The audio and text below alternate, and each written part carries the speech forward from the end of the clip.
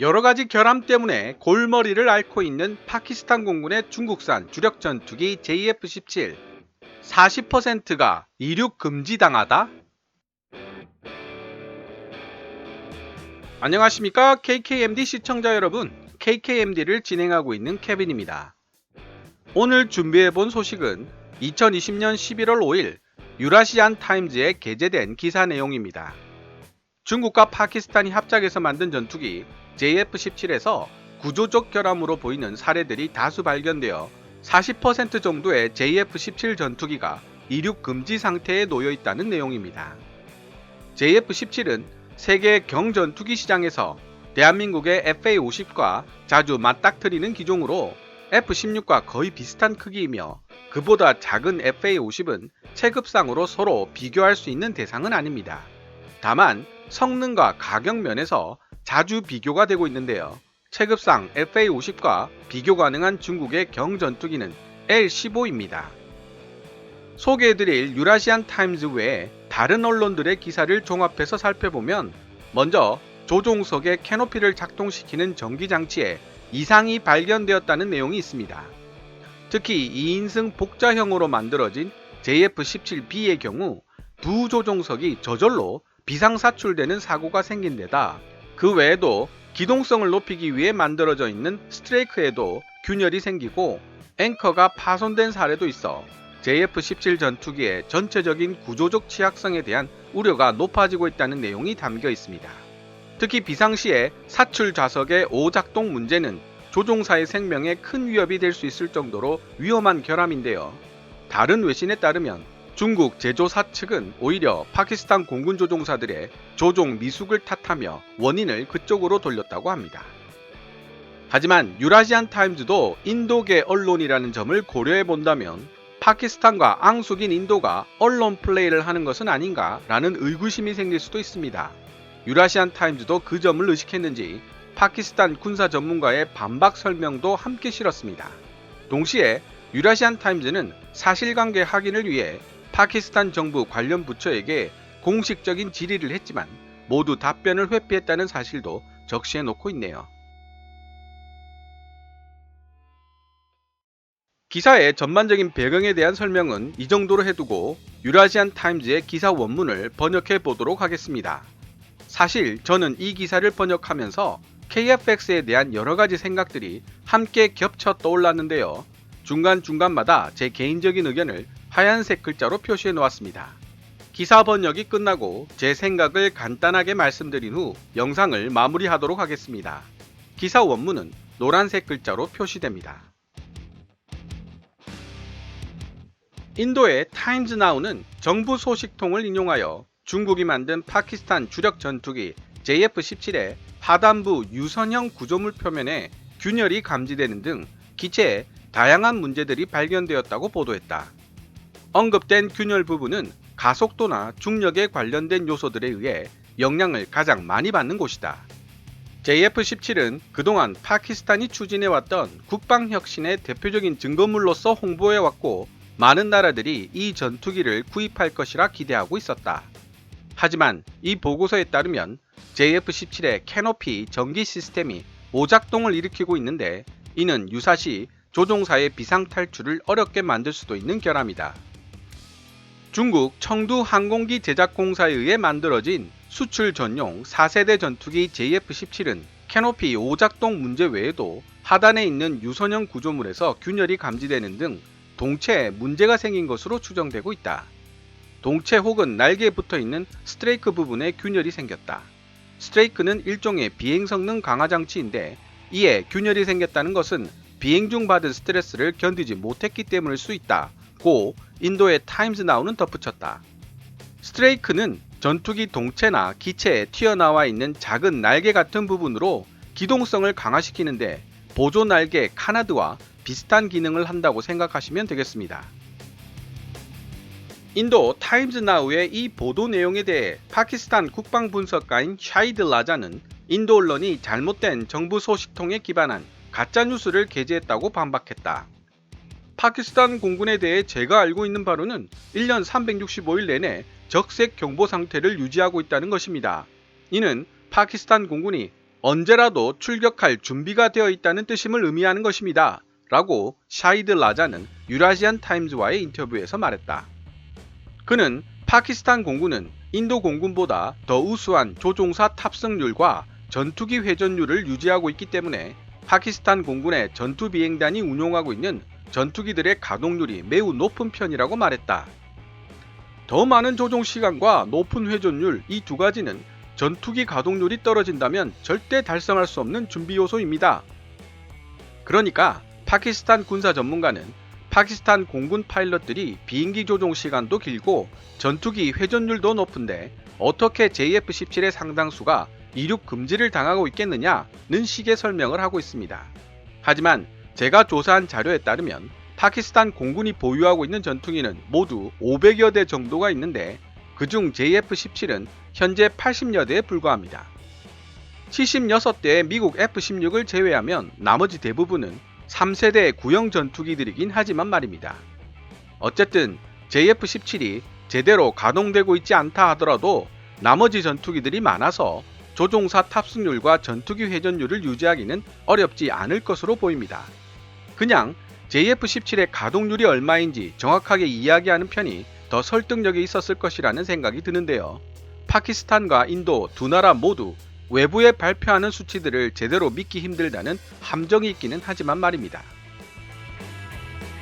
JF-17은 파키스탄과 중국이 합작하여 만든 전투기로 1990년대 초 청두 항공기 제작공사에 의해 FC-1이라는 제식 명칭으로 생산이 시작되었고 이후 파키스탄이 정식 파트너로 가입했다.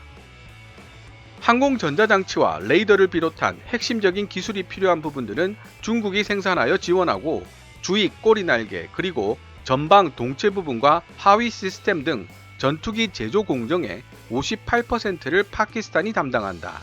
현재 JF-17은 파키스탄에서 현지 조립 생산되고 있다. 전투기를 현지에서 독자적으로 생산할 수 있다는 사실은 한 가지 중요한 장점을 가져오게 된다. 예비 부품이나 전투기 업그레이드를 외국 기술에 의존할 필요가 없다는 것이다. 이는 최전방을 지키는 전투기들을 주로 외국에서 수입하기 때문에 유지 정비와 업그레이드를 전적으로 외부 도움에 의존해야만 하는 인도와 같은 나라들과 파키스탄 공군의 전투 준비 태세를 근본적으로 구분짓는 요소가 된다. 이 기사가 전투기를 자국에서 생산하는 나라들이 가지는 이점을 지적한 부분에 대해서는 충분히 공감할 수 있습니다. 우리가 엄청난 시간과 자금을 투입해 KF-X를 개발하는 이유이기도 하고요. 다만 이 기사가 전투기에 있어 가장 중요한 레이더와 각종 항전 장치 등을 제외한 58%의 국산화율을 지닌 JF-17이 예비 부품의 부족을 걱정할 필요가 없다고 발언한 부분과 업그레이드를 외국 기술에 의존할 필요가 없다고 말한 부분은 이해하기가 어렵습니다. 미국과 대한민국의 관계처럼 파키스탄과 중국의 관계도 끈끈하다고는 하지만 객관적으로 JF-17의 중요 부품과 업그레이드는 전적으로 중국의 의지에 달려있기 때문입니다. 그에 비한다면 A사 레이더나 적외선 탐색 및 추적 장치 IRST, 전자 광학 표적 추적 장치 EOTGP, 그리고 통합 전자전 세트 같은 중요한 핵심 기술을 자체적으로 개발해냈다는 점에서 KF-X는 이미 이들과 근본적으로 차별화된다고 볼 수 있겠습니다. 물론 KF-X와 JF-17은 체급과 세대 자체가 완전히 달라 서로 비교하면 안 되는 전투기들이기는 하지만 말입니다. 그는 또 이해에 필요한 또 다른 핵심 요소는 바로 파키스탄 공군 PAF가 모든 전투기와 항공기들, 심지어 무인 항공기까지 포함하여 지속적인 MRO, Maintenance, Repair and Operating, 시설의 유지 보수용 부품 및 소모성 물품 공급 서비스를 제공하기 위해 공장을 설립했다는 점이다. 파키스탄 공군의 F-16 같은 경우 유지 보수를 위해 해외로 보내지는 경우가 거의 없다는 사실을 잊으면 안 된다고 덧붙였다. 하지만 파키스탄 국방 전문가 샤히드 라자의 이런 반론이 무색하게 인도 언론은 JF-17 전투기의 앵커 파손 문제를 지적했으며 이는 JF-17이 구조적으로 튼튼하지 못한 전투기일지도 모른다는 사실을 암시하고 있다. 이 보도의 진위 여부를 확인하기 위해 유라시안 타임즈는 파키스탄 관련 당국에 확인 요청을 했었지만 모두 묵살당했다. 이 소식은 또한 인도의 소셜미디어 계정에서도 폭넓게 공유되고 있다. 최근 몇 년간 스리랑카, 수단, 말레이시아, 짐바브웨와 판매 협상이 진행되고 있기는 하지만 JF-17은 지금까지 오로지 나이지리아와 미얀마에만 판매되었다. 따라서 아직까지는 파키스탄 공군이 JF-17의 최대 고객이며 약 150대 정도가 도입될 예정이다. 이 전투기는 러시아가 개발한 RD-93 엔진을 사용하며 일부 보도에 따르면 파키스탄은 이 RD-93 엔진의 개량된 버전인 RD-93MA를 사용할 수 있을지도 모른다고 한다. RD-93MA 엔진은 최대 추력 9,300kgforce를 만들어낼 수 있는 능력을 갖췄는데 이는 기존 RD-93 엔진의 최대 추력인 8,300kgforce보다 월등하게 높은 것이다. 파키스탄과 중국은 현재 블락3로 이름 붙인 JF-17의 새로운 버전을 생산하고 있다. JF-17 블락3는 정보 기반 전투 능력과 탑재 무장 업그레이드가 계획되어 있으며 2019년 12월에 첫 비행에 성공했다. 이 두 국가들은 올해 JF-17 전투기의 생산량을 전례 없는 수준으로 늘렸다. 유라시안 타임즈에 따르면 블락3 버전으로 파워업한 최신형 JF-17 전투기는 중국의 하이엔드급 전투기인 J-20에 적용된 기술을 추종하고 있어 전투 효율성을 크게 높일 수 있을 것으로 보인다. 구형 기계식 레이더를 중국 제조업체가 선택한 A사 레이더로 교체하는 것도 블락3 버전의 핵심 업그레이드 내용 중 하나이다.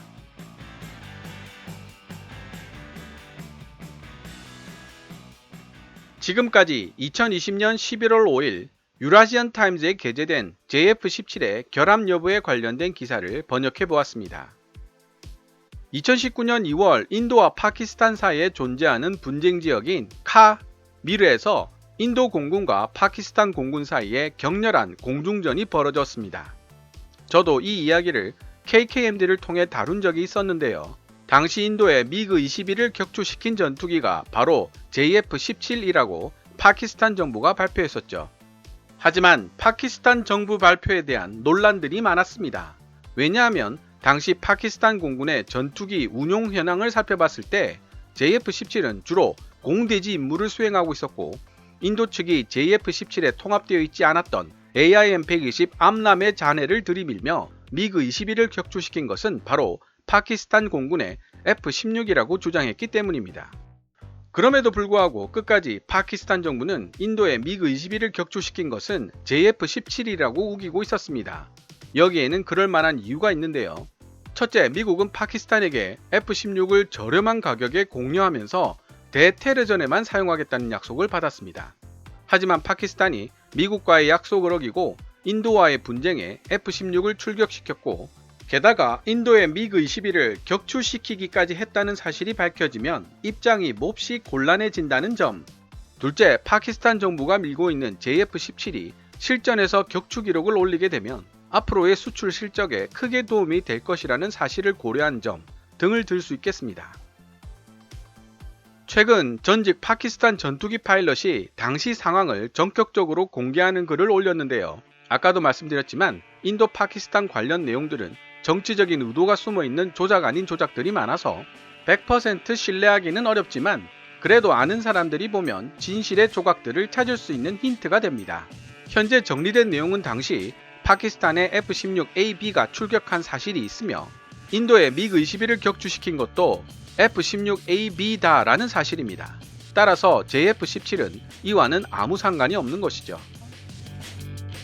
JF-17의 가장 큰 경쟁 요소 중에 하나가 바로 가격입니다. JF-17 블락1의 가격은 1,500만 달러, 한화 170억 정도라고 발표되었는데요. K2 탱크 2대 정도 가격에 불과합니다. 훈련기보다도 싼 가격이죠. 저렴한 만큼 레이더 및 항전 장치나 기타 장비들의 퀄리티가 많이 떨어진다는 것이 전문가들의 평가였습니다. 하지만 중국제 A사 레이더가 장착되는 블락3의 가격은 최소 3천만 달러, 하나 350억 이상이 될 것으로 추측되고 있는데요. 이 가격이라도 FA-50과 거의 동일한 가격입니다. 하지만 전투기 가격에는 매우 복잡한 요소들이 포함되어 있다는 점이 문제입니다.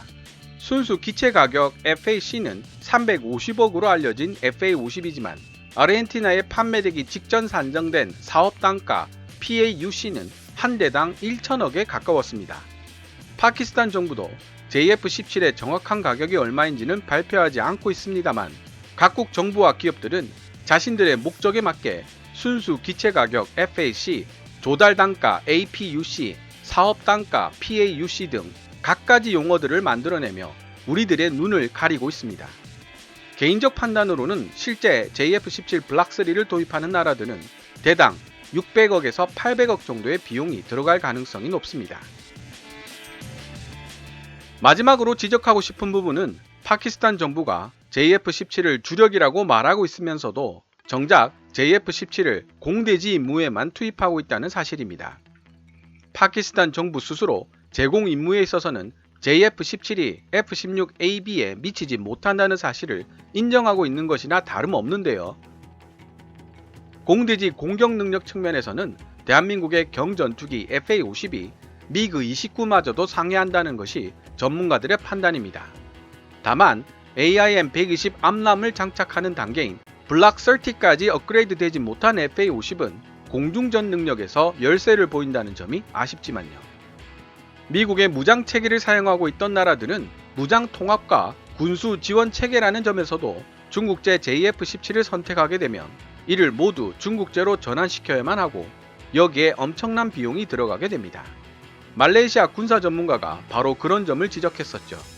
게다가 JF-17 자체의 안정성과 중국제 항전장치 및 무장체계들의 신뢰성에도 아직은 의문점이 많이 남아있는 상태입니다. 유라시안 타임즈가 지적했듯이 말입니다. 어떤 분들은 KF-X에 사용된 A사 레이더를 축소하여 FA-50용 A사 레이더를 장착할 수 있지 않겠느냐는 의견도 내시던데요. 이에 대해 FA-50의 여유 공간이 협소해 A사 레이더 장착이 어려울 것이라는 반론을 내시는 분들도 있습니다. 개인적으로는 FA-50에도 장착 가능한 소형 A사 레이더가 머지않은 미래에 개발되지 않을까라는 희망을 놓지 않고 있습니다. 공군이 그렇게 부인하던 FA-50 블락 30의 업그레이드를 시작한 것도 사실 알고 보면 KF-X가 전력화되는 2030년 중후반까지 생길 수 있는 전력 공백을 메우기 위해서이기 때문입니다. 그런 점에서 개인적으로는 전력 공백의 최소화를 위해서 FA-50의 성능 개량은 필수적이며 A사 레이더를 통합할 가능성이 아예 없지는 않다고 생각하고 있습니다. 오늘 KKMD에서 준비한 내용은 여기까지입니다. 좋아요와 구독 그리고 광고 시청은 제작자에게 큰 힘이 됩니다. KKMD 유료 커뮤니티 채널 멤버로 가입해 주시면 조금 더 빠른 영상 시청이 가능하고 영상 제작 후원도 하실 수 있습니다.